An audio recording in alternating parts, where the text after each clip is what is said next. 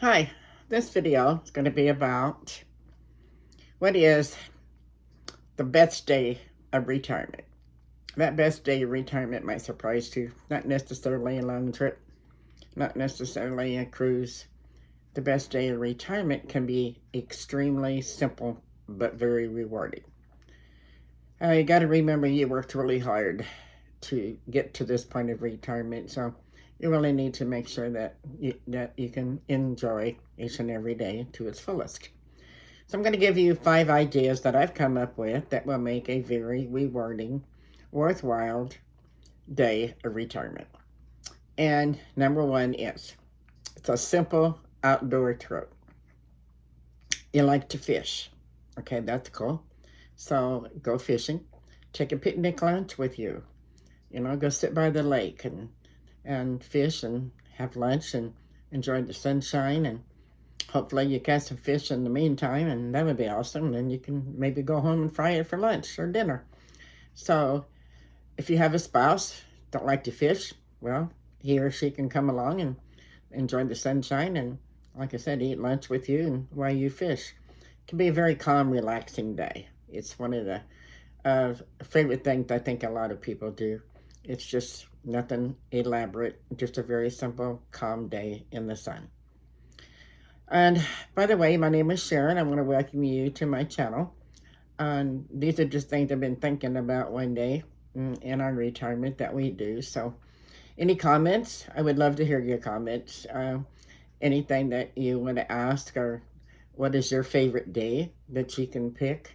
Or any of these days that I mentioned, one going to be one of your favorites? And I would love to have some comments and just to see what other people think out there that's retired and what they do. So I'd appreciate it. So, okay, here we go. Number two, I called this an adventure trip. This is really another one of my favorites. It's find a town, which sometimes will go 30, 35 miles just to look around.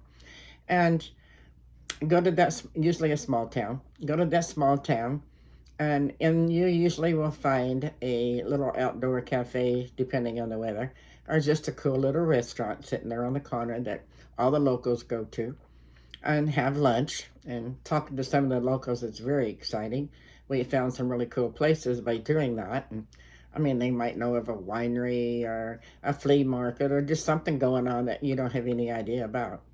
And then also in that area, usually they've remodeled downtown. They will have antique stores, a thrift store, secondhand store, some kind of specialty store that they've remodeled, and those are really cool to go into. Also, we found some really cool stuff that we've bought home and put in our fifth wheel. It's you never know what you're going to find on one of those trips. They're always usually pretty rewarding and fulfilling. I really enjoy them. And number three, I call nature reset, and that's just going outside, finding some nice trails to go to. You can usually find them, nice areas too that are safe. Is going to a national park or local park or state park. They usually have nice areas where you can do a nice long trail. And hiking trail can be fun. You got to make sure, like I said, that's why it's cool to go to the parks. They're pretty well either level and they're very well wide enough to do walk safely. But that can be very enjoyable in the spring and the fall. The flowers are all blooming in the spring and the leaves are all turning colors in the fall. Of course, I guess that depends on where you live, but it's a beautiful time, and it's a nice way to get exercise while you're out walking, and it's a nice day to just enjoy the beautiful scenery and all the things that our Lord created. It's a cool day. I recommend, like I said, spring or fall. Don't know if I want to be doing it in July, but some of you might. So that's something else you might enjoy.